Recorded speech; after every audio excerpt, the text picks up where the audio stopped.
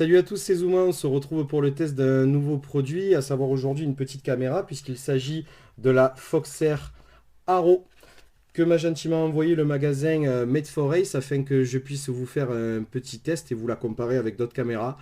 Voilà, donc je les remercie pour leur confiance. Alors, ce qu'on va faire, j'ai choisi dans un premier temps de la comparer avec la Runcam Swift. Alors, il faut savoir que je ne pourrais pas vous la comparer en termes d'image, mais uniquement en termes de dimension et de poids, puisque celle-là est morte décédée de la vie, récemment d'ailleurs. Le vol d'avant ça marchait, le vol d'après ça marchait plus. J'ai pas compris pourquoi, et apparemment nous sommes plusieurs possesseur de Runcam dans ce cas-là. Donc voilà, il semble avoir une fragilité. C'est un peu compliqué, mais enfin bref, c'est un autre débat qui nous intéressera peut-être plus tard. Voilà, donc ce qu'on va faire, on va commencer par lire la petite étiquette qui nous est livrée sur la boîte. Donc la Foxer Haro fonctionne avec une résolution de 650 TVL en noir et blanc et de 600 TVL en couleur. Là, c'est pareil que la Swift, il n'y a rien qui change. Au niveau du voltage, par contre, là c'est intéressant, il y a une différence puisque c'est une caméra qui tolère de 5 à 22 volts, tandis que la Swift, elle, ne tolère que jusqu'à 17 volts. Donc avec l'Aro, vous avez vraiment la possibilité d'utiliser tout type de lipo, et pour peu que vous ayez un VTX qui est le même genre de tolérance, alors là vous n'avez même plus à réfléchir, vous mettez le rouge sur le rouge, le noir sur le noir, le signal sur le signal, le son sur le son si vous en avez et si vous en voulez, et tout roule normalement, il ne devrait pas avoir de soucis. Voilà, donc on va ouvrir la petite boîte pour continuer cet unboxing. Voilà, donc là, vous avez la notice qui vous est livrée donc en premier lieu. Jusque-là, rien de bien étonnant. Et voici la petite bébête. Voilà, on va la sortir de son étui de protection. Voilà, belle étui de protection d'ailleurs, puisque vous voyez, c'est de la mousse assez dense, voilà, et qui est vraiment à la même hauteur que la caméra pour bien l'englober, et ça bouge pas. Ouais, non, vous pouvez y aller, hein. Et je secoue, hein, comme vous voyez, ça bouge pas. Donc si ça casse, ce sera pas pendant le transport visiblement, ça c'est très bien, c'est un bon point. On va sortir la caméra sans l'abîmer évidemment, on va enlever la petite lentille, voilà. Donc voilà la bébête. Bon, ouais, vous allez me dire, il n'y a rien de bien transcendant, c'est une caméra FPV. Oui, sauf qu'elle a un petit détail que les autres n'ont pas, c'est qu'ici, vous avez un micro intégré. Voilà. Donc, c'est la première Foxer du genre avec le micro intégré, et il est situé là pour les amateurs de son. Moi, c'est pas trop mon truc, hein, mais pour ceux que ça intéresse, ben voilà, c'est là, vous savez que ça existe. On va regarder ce qui est à côté, ce qu'on pourrait prendre pour un boîtier de rechange. En fait, ce n'en est pas un. En tout cas, c'est pas sa fonction première. C'est un support en fonction du... c'est une coque de protection, pardon, avec pour mettre un support tiltable différent. À savoir que, bon, ce que je vais vous montrer, c'est ceux de la Swift, mais bon, vous allez voir, c'est plus tard dans la vidéo, c'est la même chose. Voilà, donc c'est pour prendre au niveau de la lentille. Voilà, donc là, celui-là va avec celui-là. Et hop, celui-là, voilà, que vous connaissez, celui-là aussi, celui de la Swift, va avec ça. Voilà, donc vous avez le choix, suivant le support que vous voulez mettre, vous avez un boîtier différent, c'est vous qui choisissez. Voilà, donc on va commencer, continuer ce comparatif par une prise de poids. Voilà, donc on va voir combien pèsent ces deux demoiselles. On va initialiser la balance. Voilà, hop.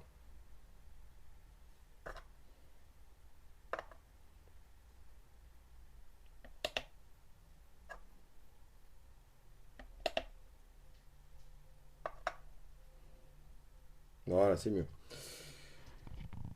On sort un poids de 12 grammes. Voilà, sur la Runcam Swift. Et maintenant, on va comparer avec l'Aro. L'Aro fait 1 gramme de plus, puisqu'elle sort à 13 grammes, comme vous pouvez le voir. Voilà, 1 gramme de plus. Bon, en sachant que ça va prendre avec des pincettes, parce que comme vous pouvez le voir, ce n'est pas la balance de la NASA que j'utilise. Voilà, donc 12 grammes pour la Runcam, 13 grammes pour l'Aro. À prendre avec des pincettes, je le redis encore. On va maintenant prendre les mesures, les différentes cotes. Donc pour la Runcam, oui je sais c'est un scalpel, mais dessus il y a il y a une graduation, donc ça évite de sortir le mètre, c'est plus pratique. Ne me prenez pas pour un fou, je ne suis pas un. Enfin je crois, bref. Alors qu'est-ce que ça donne? Ça nous donne 2,5 cm et des brouettes. Ouais, 2,5 cm, ça nous fera un chiffre rond. De largeur, ça nous donne ensuite en hauteur 2,5 aussi, donc c'est un parfait carré. Et au niveau de la profondeur, ça nous donne une profondeur de 2,9 cm. 2,8 cm, excusez-moi. Voilà, donc 2,5, 2,5 et 2,8 pour la Runcam Swift et la Foxer Arrow. Donc en hauteur, nous serons du 2,5 cm aussi. Ici en largeur 2,5 cm, c'est pareil. Et en profondeur, voilà, ce sera du 3 cm. Voilà, entre 1 et 2 mm de plus que la Runcam. Là pareil, je ne pense pas que ça change grand chose. Voilà, donc ce qu'on a fait pour le moment. On va se retrouver dans 2 minutes parce que j'aimerais vous montrer, parce que je peux le faire, hein, vous montrer l'angle que supportent les supports tiltables. Voilà, ceux-là notamment. Hein. Voilà, donc jusqu'où on peut aller en degrés. Je pense que c'est intéressant. Donc je vous donne rendez-vous dans 2 minutes, le temps que je fasse le montage et qu'on calcule tout ça ensemble. À ciao! Nous revoilà pour la suite de cette vidéo. Donc comme promis, on va passer à la mesure des supports tiltables, savoir combien ça donne en degrés.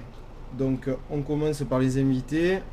La Runcam, je prends la balance juste pour m'en servir de support rigide. L'application qui va bien, comme vous voyez, voilà, ça donne les degrés. On prend le support, on appuie bien, histoire que ce soit fiable. Voilà, tac, voilà, on doit même pouvoir verrouiller le truc.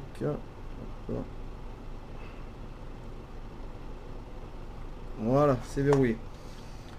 Ça nous donne 51,6 degrés pour la Runcam Swift. On va passer à l'Arrow. Hop, on déverrouille. Voilà. On appuie bien. On met à niveau.